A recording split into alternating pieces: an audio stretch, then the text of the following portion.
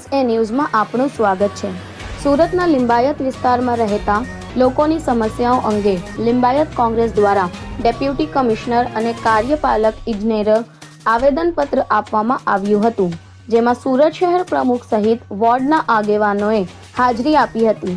આવેદનપત્રમાં ward number 18 અને 25ના Medina મસ્જિદ વિસ્તાર, ઈચ્છાબા society, ભાવનાનગર, Govindnagar, તાજ residency, Padmavati society, rail રાહત કોલોની, આઝાદ ચોક, મીઠીખાડી વિસ્તાર અને કમરુનગર વિસ્તારમાં ગટરો અને ડ્રેનેજની સાફ સફાઈ, સોસાયટીના આંતરિક સમસ્યાઓનું નિર્માણ અને જંતુનાશક દવાઓનો છંટકાવ કરવામાં માંગણી કરવામાં આવી હતી।